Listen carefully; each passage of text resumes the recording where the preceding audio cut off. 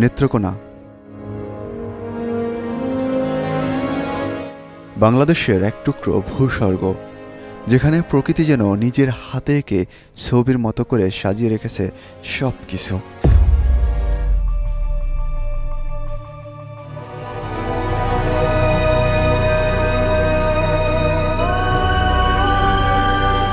পাহাড়ের উপর থেকে মেঘালয়ের সর্বোচ্চ উঁচু পাহাড়ের দৃশ্য, ছবির মতো গ্রাম, নদী, সীমান্তবর্তী নদীর পাড়েই পাহাড়, ইতিহাস আর ঐতিহ্যে ঘেরা ভ্রমণ গল্প নিয়েই আজকের video the haven of Bangladesh.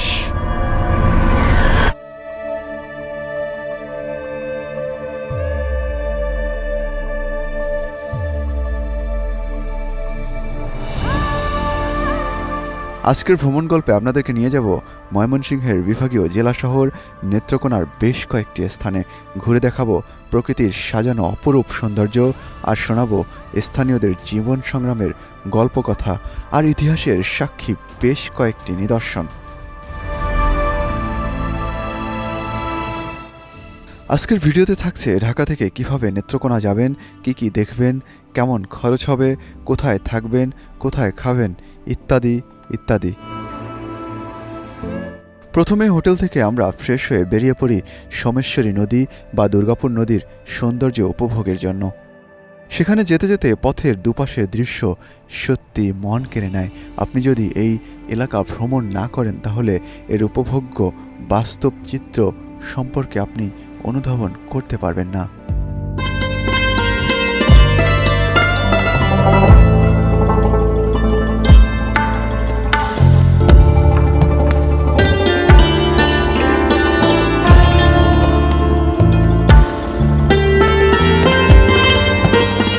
রাস্তার দুপাশের সবুজের সমারোহ, পাহাড়ের পাদদেশ থেকে বয়ে আসা নদীর একাংশের দৃশ্য এবং রাস্তার দুপাশের গ্রাম, সবুজে ঘেরা সৌন্দর্য মনে অসাধারণ এক অনুভূতি এনে দেয়। প্রকৃতির এই অপরূপ সৌন্দর্যের মেলবন্ধন সত্যি অবর্ণনীয়, আমার মন কেড়ে নিয়েছে। এক পর্যায়ে আমরা পৌঁছে যাই সোমেশ্বরী নদীর মাঝামাঝি। এই নদীটি মূলত দুপাশ বর্ষায় তলিয়ে যায় আর অন্য মৌসুমে এর দুপাশ শুকিয়ে যায় এবং এখান থেকে মূলত ধানি জমিসহ অন্যান্য কৃষি জমিতে পানির সেচ দেওয়া হয়।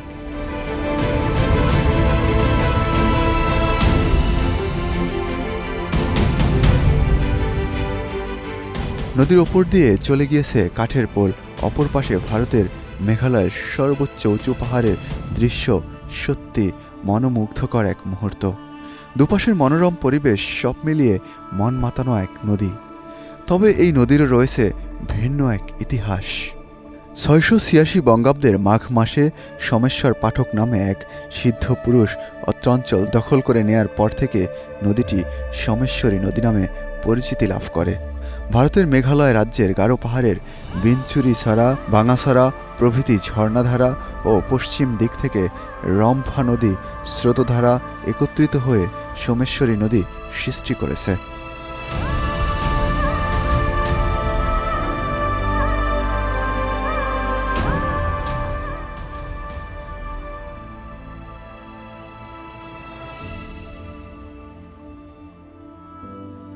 নেত্রকোনার সোমেশ্বরী নদী বিশেষ করে দুর্গাপুর উপজেলার বিরিশিরি অঞ্চলের স্থানীয় জনগণের জীবনের অবিচ্ছেদ্য একটি অংশ।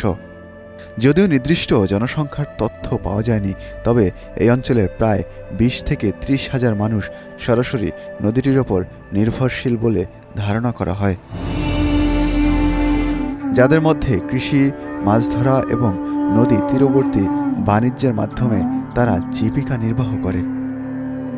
দর্শক, ঠিক এই মুহূর্তে আছি আমরা নেত্রকোনার দুর্গাপুর নদীর পাড়ে। আর এখানে মূলত হচ্ছে বর্ষার দিনে এই নদীটা পুরোপুরি ভরা থাকে, জলাশয় তৈরি হয়। তো এখানে একটি কাঠের ব্রিজ আছে, যেটা দিয়ে হচ্ছে এখানে গাড়ি থেকে শুরু করে সব ধরনের যানবাহন চলাচল করে। শুধুমাত্র বাঁশ দিয়ে কিন্তু এই ব্রিজটা তৈরি করা। আপনাদেরকে আমি যদি একটু দেখাই,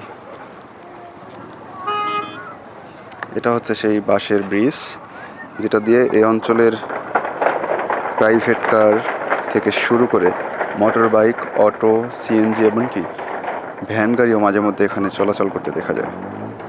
আর নদীর এখানে যে দৃশ্যটা দেখছেন, এটা কিন্তু অসাধারণ, সত্যি মন কেড়ে নেওয়ার মতো। নদীটি মূলত তাদের পানির উৎস, পরিবহন মাধ্যম এবং সামাজিক ও সাংস্কৃতিক মিলনস্থল হিসেবে কাজ করে।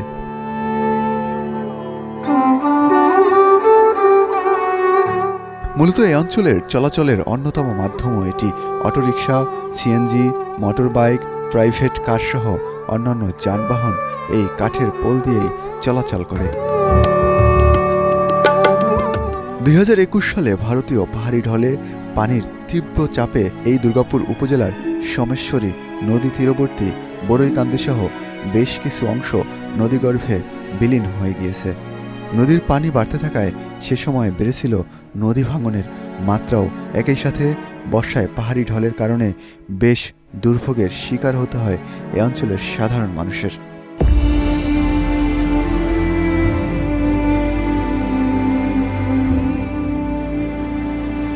দ্বিতীয় দিন খুব সকাল সকাল আমরা বের হয়ে পড়ি বেশ কয়েকটি স্থান ঘুরে দেখতে। তবে এর মধ্যে আমাদের পছন্দ তালিকার শীর্ষে রয়েছে চীনামাটির পাহাড় বা সাদা পাহাড়, এছাড়াও ভারত সীমান্তবর্তী 0 পয়েন্ট।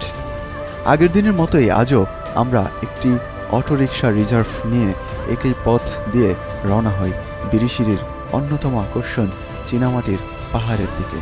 দুপাশের দৃশ্য উপভোগ করতে করতে অবশেষে আমরা চলে আসি চীনামাটির পাহাড়ে। যাওয়ার শুরুতে আমার চোখ পড়ে এই স্থানটিতে। সত্যি বলতে এখানকার ভিউ অসাধারণ, একেবারে মন ছুঁয়ে যাওয়ার মতো। এখানে কিছু সময় হাঁটাহাঁটি করলাম, ছবি তুললাম, ভিডিও করলাম, ফের রওনা হলাম সামনের দিকে। কিছু সময় পরে আমরা পৌঁছে যাই চীনামাটির পাহাড়ে। আর এই পাহাড়ের দৃশ্য প্রথমবার দেখে আমার মধ্যে অন্যরকম এক অনুভূতি কাজ করেছে। পাহাড়ের উপর থেকে একদিকে তাকালে ভারতের মেঘালয়, অন্যদিকে তাকালে দেখা মিলবে ছবির মতো সুন্দর এক গ্রামের সত্যি অসম্ভব ভালো লাগার মতো একটি স্থান।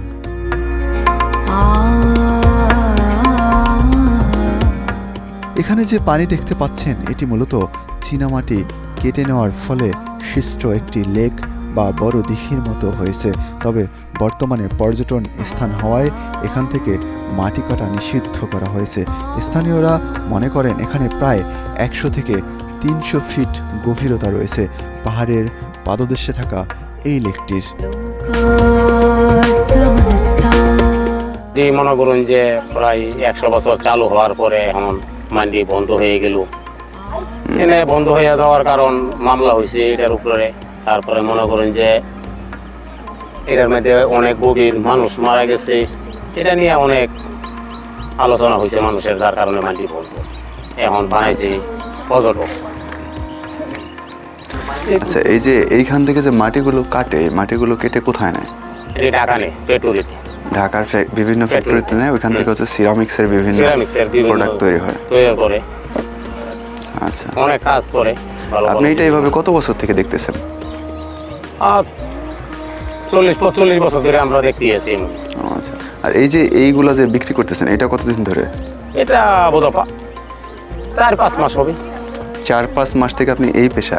এই পেশা। মানে এটা কি সিজনাল নাকি হচ্ছে সারা বছর? সিজনে 6-7 মাস বিক্রি করা। আচ্ছা, এরপর আর এখানে পর্যটক আসে না? বর্ষায় আসে পর্যটক, আসে কিন্তু মানে তেমন গাদলা দিন তেমন দেখে কিনে হয় না, তার কারণে আসি না। আচ্ছা, এই যে নিচে যে জায়গাগুলো পাহাড়ের নিচে, এগুলো কি বর্ষার সময় কি পানি নিচে থাকে না? না না না, পানির উপরে থাকে।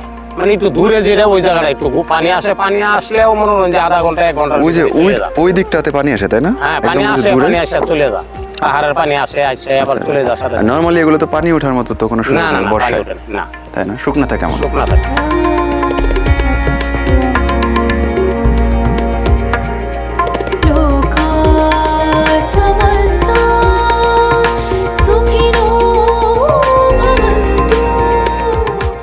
আসলে এতক্ষণ এই পুকুরের ব্যাপারে যা যা বলছিলাম তার একটি নমুনা যদি আপনাদেরকে দেখাই, তাহলে এখানে দেখতে পাচ্ছেন যে বিপজ্জনক পুকুর, গোসলে নামা নিষেধ, আদেশক্রমে কর্তৃপক্ষ, এটা কিন্তু এখানে লেখা আছে। সো এই পুকুরের ব্যাপারে আর বেশি কিছু বলতে চাই না, তবে এখানে যারা আসবেন তারা অবশ্যই এই পুকুরে নামবেন না। দর্শক, ঠিক এই মুহূর্তে দর্শক আমার সামনে যে গ্রামটা আছে এটা যদি আপনাদেরকে দেখায়, আসলে গ্রাম বলতে বিল, এখানে জনবসতি খুবই কম তুলনামূলক অন্যান্য জেলা বা উপজেলার চেয়ে। এদিকটা যদি দেখাই একদম ঠিক ছবির মতো লাগবে দেখতে। এইটা দেখুন, ভিউটা জাস্ট হয়তো আমার ক্যামেরায় খুব ভালো বোঝা যাইতেছে না, তবে অসাধারণ ভিউ।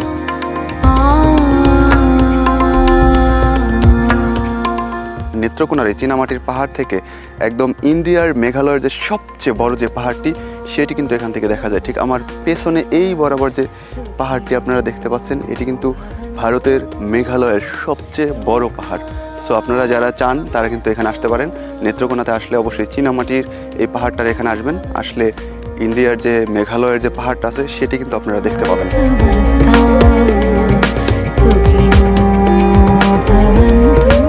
তবে এই পাহাড়ের পাশেই নীল পানির দিঘির দেখা মিলবে। যদিও আমরা যখন গিয়েছিলাম তখন এখানকার পানি সাদা হয়ে গিয়েছিল। নীল পানির আসল রূপ দেখতে হলে আপনাকে শীতের মৌসুমেই এই অঞ্চল ভ্রমণ করতে হবে। পাহাড়ের এমন সৌন্দর্য উপভোগ করার পরপরেই ফের আমরা রওনা হই ভারত সীমান্তবর্তী এলাকায়। সেখানে বয়ে যাওয়া নদীর দুপাশের অপরূপ পাহাড়ের সৌন্দর্য উপভোগ করব ও আপনাদের সাথে তার ভিডিও শেয়ার করব।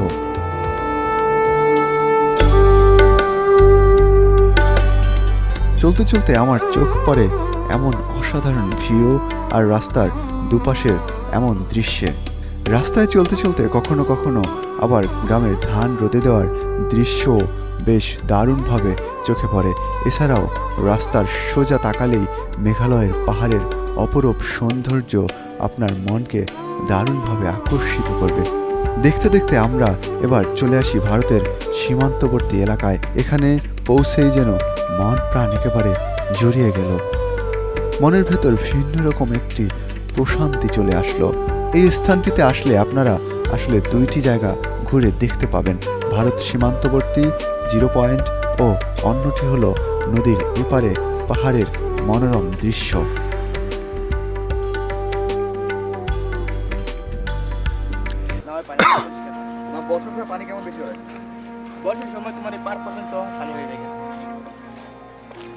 মামা, ভারতের বর্ডারটা কোন দিকে অ্যাকচুয়ালি? সামনে? বলতে চাই আর কি, আপনারা এই যে ওই দিকে হইছে আপনার এই যে পিলার যে দেখছেন, পিলার থেকে ওই দিকে হইছে আপনাদের ইন্ডিয়া আর এদিকে হইছে আমাদের বাংলাদেশ। দর্শক, ঠিক এই মুহূর্তে আমি জিরো পয়েন্টে দাঁড়িয়ে আছি। এখানে আপনারা এই যে ঠিক আমার হাতের মাথায় উপরে একটা পিলার দেখা যাচ্ছে কিনা বুঝতেছি না, কিন্তু আমার এই হাতের আঙুলের মাথায় এখানে এটার এই সাইড যেটা আছে এই দিকটা হচ্ছে ইন্ডিয়া, আর এই দিকটা যেটা আছে এই সাইডটা হচ্ছে বাংলাদেশ। এর মধ্যে আবার ওই পারে যেটা দেখতে পাচ্ছেন দূরে এই যে আঙুলের মাথায় এইটা হচ্ছে বিএসএফ এর একটা ক্যাম্প। এই পাশে আবার বাংলাদেশি বিজেপির ক্যাম্প আছে।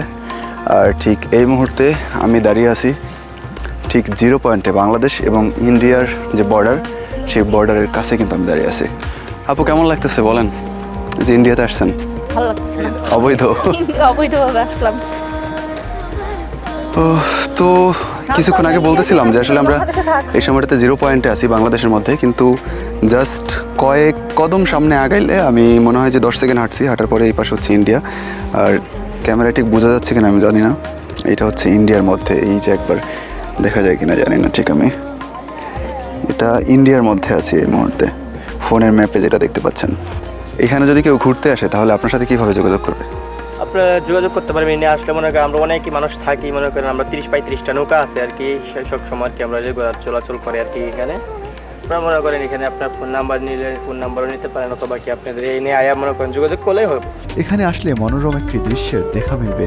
প্রকৃতির মাঝে হারিয়ে যাবেন। নদীর পাশে উঁচু পাহাড়, তার ওপারেই সীমান্তবর্তী গ্রাম, আবার দূরে তাকালেই দেখতে পারবেন বড় বড় সব পাহাড়ের দৃশ্য। এবার বলা যাক নেত্রকোনা ভ্রমণে আপনার খরচ কেমন হবে, কিভাবে আসবেন।